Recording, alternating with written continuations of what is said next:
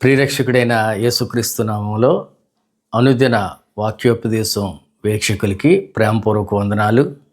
ఈరోజు ఆదికాండం 33వ అధ్యాయాన్ని మనం ఆలోచన చేస్తే, యాకోబు ప్రయాణం తన తండ్రి ఇంటివైపు సాగుతుంది.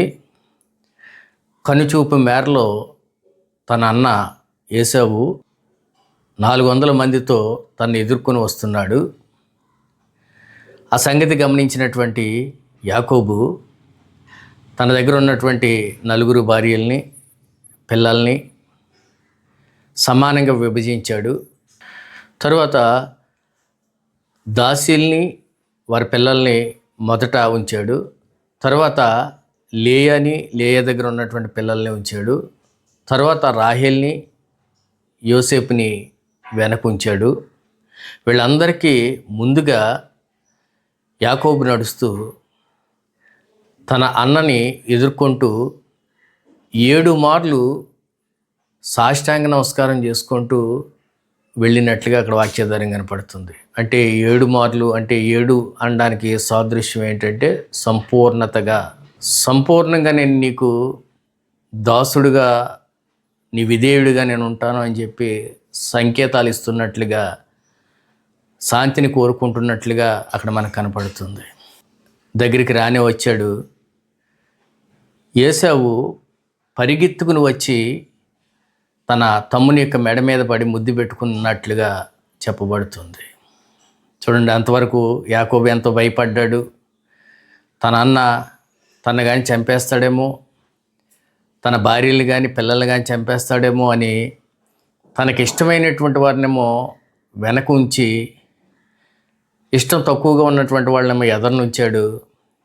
కానీ దేవుని కృపచేత తాను ఊహించిన రీతిలో తన అన్నగారే పరిగెత్తుకొచ్చి యాకోబుని ముద్దు పెట్టుకుంటున్నాడు.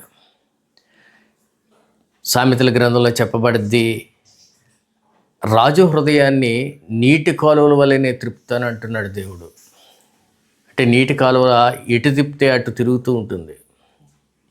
అలాగా దేవుడు రాజు హృదయాన్ని తిప్పగలిగినప్పుడు ఏశావు హృదయాన్ని ఎందుకు తిప్పలేకపోతాడు?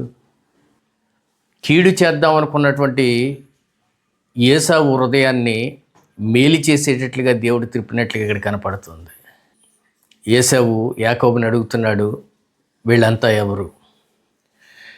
యాకోబు పరిచయం చేస్తున్నాడు. ఇదిగో వీరు నా భార్యలు, వీరు నా పిల్లలు అని చెప్పి పరిచయం చేస్తున్నాడు. పరిచయం చేసినటువంటి వారు ఒక్కొక్కరిగా వచ్చి, మొదటిగా దాసి తన పిల్లలు, తరువాత లేయా తన పిల్లలు, తరువాత రాహేలు, యోసేపు వరుసగా సాష్టాంగ నమస్కారం చేసినట్లుగా అక్కడ వాక్యాధారం కనపడుతుంది. ఇది జరిగిన తర్వాత ఏశావు అంటున్నాడు, మీకు ముందుగా నాకు కొన్ని పంపించావు కదా, అవి ఏమిటి అని చెప్పి అడుగుతున్నాడు. అంటే మనం గత అధ్యాయంలో చదువుకున్నాం కదా, గొర్రెల్ని, మేకల్ని, ఒంటెల్ని, ఆవుల్ని, ఆబోతుల్ని, గొర్రెపోతుల్ని ఇలాగ కొన్ని బహుమానాల కింద పంపించాడు. అవన్నీ ఏమిటని చెప్పి అడుగుతున్నాడు. అడిగితే, నీ దాసుడైన నన్ను దేవుడు బహుగా దీవించాడు కనుక నీకు నేను కానుకగా ఇస్తున్నాను అంటున్నాడు. ఏశావు అంటున్నాడు, నాకే దేవుడు చాలా ఇచ్చారు, నాకున్నది చాలు, నీవిచ్చేది నాకు వద్దు అని చెప్తున్నాడు. లేదు, నీ ముఖాన్ని నేను చూసినప్పుడు దేవుని ముఖం చూసినంత సంతోషం కలిగింది. నా మీద నీకు ఏమాత్రం కనికరం ఉన్నా, ప్రేమ ఉన్నా తప్పనిసరిగా నేను ఇచ్చేటువంటి బహుమానం తీసుకోవాలని చెప్పి బ్రతిమాలుతున్నాడు. సరే అని చెప్పి తన తమ్ముడు ఇచ్చినటువంటి ఆ బహుమానాన్ని తీసుకుంటానికి అంగీకరించాడు. తరువాత అక్కడి నుంచి యోసేపు బయలుదేరుతూ తన తమ్ముడితో అంటున్నాడు, ఇక్కడి నుంచి మన దేశానికి వెళదాం, మనం కలిసి వెళదాం అని చెప్పి నేను ముందు నడుస్తూ ఉంటాను, నా వెనక మీరు రండి అని చెప్తున్నాడు. యాకోబు అంటున్నాడు, నా పిల్లలు చిన్నపిల్లలు, వీళ్ళు నడవలేరు, అలాగే మందలు కూడా పాలిచ్చేవి ఉన్నాయి, ఆ పాలిచ్చే వాటిని వేగరముగా లేక తొందరగా వాటిని నడిపిస్తే అవి చచ్చిపోతాయి కూడా, కాబట్టి మేము నిదానంగా నడుచుకుంటూ వస్తాం, నువ్వు ముందుగా నడవమని చెప్పి అన్నతో చెప్తున్నాడు. అయితే ఏసావు అంటున్నాడు, సరే లేకపోతే నా దగ్గర ఉన్నటువంటి కొంతమంది దాసుల్ని నీకు అప్పగించమంటావా అని చెప్పి అడుగుతున్నాడు. తమ్ముడు అంటున్నాడు, అవసరం లేదన్నా, నేను నీ వెనకే వస్తాను, మీరు ముందు నడవండి అని చెప్పి చెప్తున్నాడు. ఆ రీతిలో ఏసావు తన దేశమైనటువంటి సేయూరుకి వెళ్ళిపోయాడు. యాకోబు పద్దనరామ నుంచి బయలుదేరి తన తండ్రి దేశమైనటువంటి కనానికి వచ్చాడు, కానీ తన అన్నుంటున్నటువంటి సేయరు దేశానికి వెళ్ళలేదు. సుక్కూతు అనేటువంటి ప్రాంతంలో ఆగిపోయాడు. సేయూరుకి సుక్కూతు చాలా దూరంలో ఉంది. మరి ఎందుచేతో తన అన్నతో ఏమైనా ప్రమాదం పొంచి ఉన్నది అని చెప్పి అనుమానంతోటో మరి వేరే కారణాల చేతనో తనైతే సేయూరుకు వెళ్ళలేదు, కానీ సుక్కూతు దగ్గర ఆగిపోయినట్లుగా వాక్యాధారం కనపడుతుంది. సుక్కూతు అంటే పాకలు అని చెప్పి అర్థం. అయితే అక్కడ తను ఒక ఇల్లు నిర్మించుకున్నాడు. అలాగే పశువులకి పాకలు వేయించినట్లుగా వాక్యాధారంగా వ్రాయించబడుతుంది. ఈ గుడారాలు నిర్మించుకున్నటువంటి స్థలము షెకెము తండ్రి అయినటువంటి హామోరు కుమారుల యొద్ద వెల పెట్టుకున్నట్లుగా దాని వెల ఆ దినాల్లో 100 వరహాలు. తర్వాత ఆ ప్రాంతంలో ఒక బలిపీఠం కట్టి దానికి ఏల్ ఎలోహేయి ఇస్రాయేలు అని పేరు పెట్టాడు.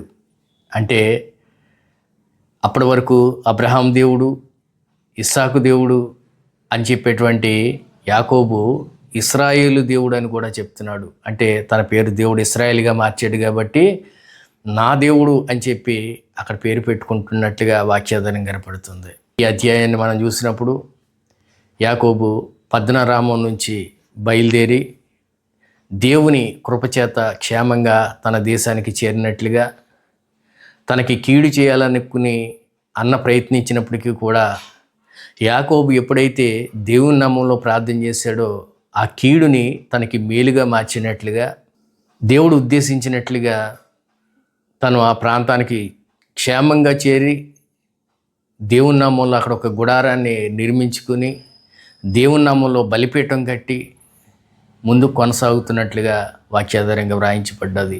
ఈ కొద్దిపాటి మాటలు దేవుడు దీవించును గాక.